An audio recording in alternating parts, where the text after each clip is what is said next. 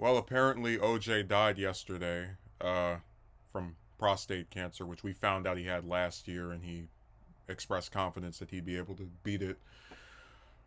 I normally don't like doing the death in the limelight videos where you talk about a person you otherwise would not be talking about if they hadn't have passed away. But with him, I'm I'm more surprised than I normally am because it wasn't even 3 months ago that he put up a video reacting to the death of Carl Weathers.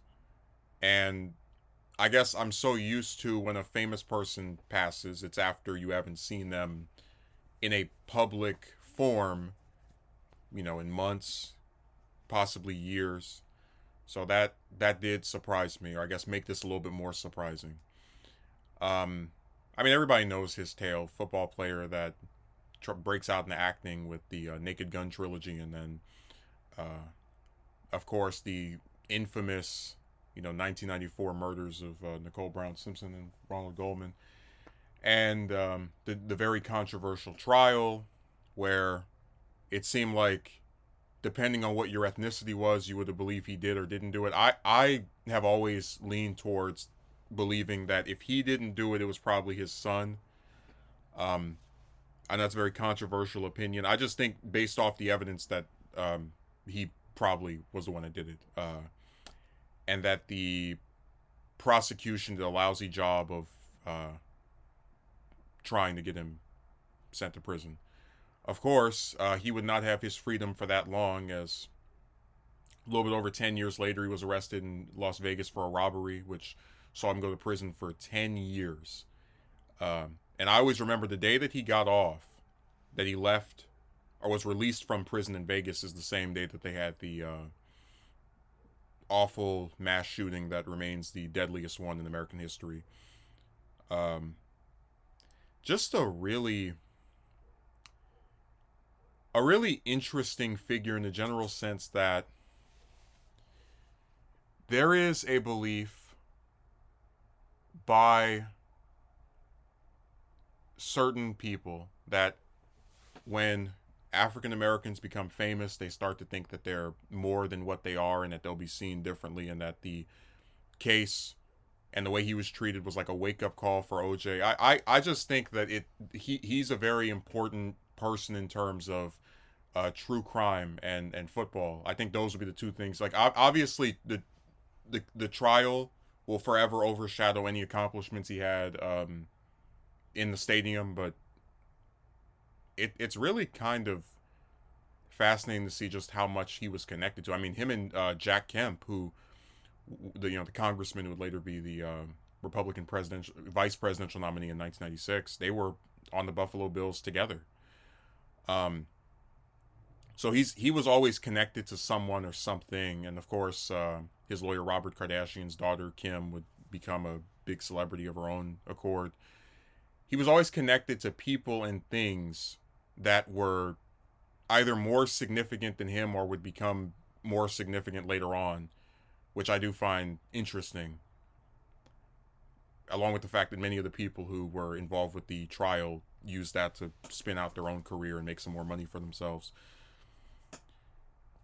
Yeah, I see a lot of stuff on social media being posted today. Some people, it looks like everyone's crying about losing him. They're very saddened, and they don't know how they're going to go on without their favorite disgraced football player. And I understand where they're expressing their condolences to the Simpson family. They're also saying that they really wish he could have lived another 76 years. That they think he was just getting started in terms of his contributions to society.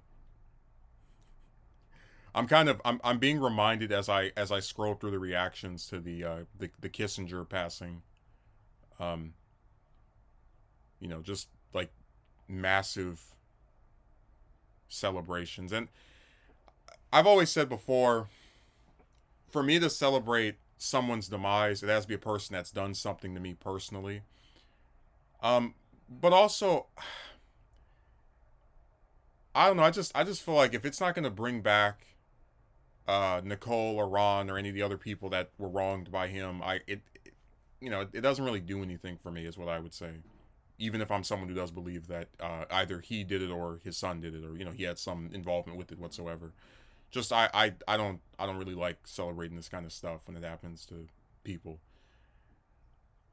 But I guess the biggest takeaway is that you can get off in one of the most publicized cases ever and then still act like a complete idiot and get busted for something else.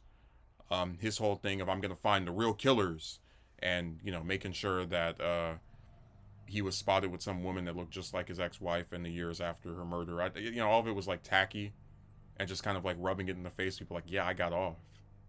So I really do see where there's a strong emotional response to it. It's just one of those things where, oh, and let's not forget the biggest highlight of brilliance, which was writing If I Did It. And my thing is, it would never make any sense to me that an innocent person, like if somebody accused me of something I didn't do, especially something as heinous as a double homicide, I couldn't imagine in a million years that I would think to write a book about what would have happened if I hypothetically committed this crime that I'm swearing up and down I didn't do and was acquitted of doing it. It's complete buffoonery on his part, and I don't know what possessed him to do that. It's just, only thing I can think of is just guilty conscience of like, yeah, I did, but So I'll always remember that book because I think it's one of my favorite novels, as in terms of just the insanity that it even exists. Like you would get off of being convicted of something like that and then still write material of that nature. And yeah, there's really the biggest takeaway from this story, from his life, I think, should be that celebrities who seem like they're on top of the world can just, with the snap of a finger, be at the bottom. I mean, if you go back to, of course I wasn't alive at the time, but if you go back to like the early 90s, late 80s, he was an up and coming and really at the peak of his career. I mean, you don't have, especially back then, many football players that transitioned to being actors who are just consistently being given work and appearing in commercials. I've seen some of the stuff posted online, which is why it's so absurd to me that he would squander it with, hitting his wife and then, in the opinions of many people, myself included, murdering her. And that's one of the reasons why a lot of us had no problem believing that he was the person who did it. I mean, domestic abuse often leads to homicides. It's very rare that you have someone who just never put their hands on their spouse, or someone that lives with them, and then all of a sudden they get angry and take them out. It's usually there's some premeditation or prior events that have led to that, and for that to be known by the police didn't help his case whatsoever. So it's interesting just going online and seeing people jumping up and down, cheering. I don't know. I think the celebration should have been if he were convicted for, the murders, but he wasn't. He got away, and I mean, hey, he lived twice as long as either of his victims. So it's just, is there really anything to be happy about here?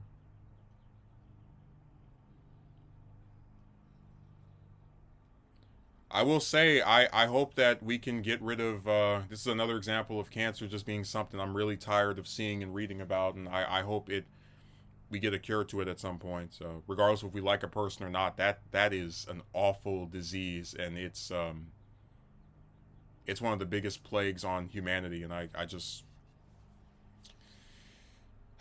so many famous people have died from it, or some variation of it, and I'm really, and of course normal people as well. So I hope we can eventually get rid of it through more research and the advancement of medicine. No, there's a real push by people to, like, I had relatives who did the whole, oh, it was the drug dealers, they were there, and it's like, listen, the thing about most hired killers is that they don't have a personal investment in this stuff. They'll do their job and then that's it. You're not going to see a murderer who is there to take a person out over some drugs cut someone's neck so deep that their head almost comes off. They're almost decapitated. It didn't. That theory has never made any sense to me, and I've always been disappointed by what I thought were smart people falling for that line of thinking. So I do believe he committed the 94 murders, got away with it. Did end up serving some jail time for a much lesser but still awful, robbery, and spent the last few years of his life kind of coasting off of his infamy to put up weird videos on the internet, which I did laugh at a few of them, I'll admit, but yeah, just in general, he was one of the first celebrities I would say that just got that big rise and boost and just fell off so drastically, to where again, I don't see anyone talking about him as a football player. It's all just the murder and any other legal issues he had, which I can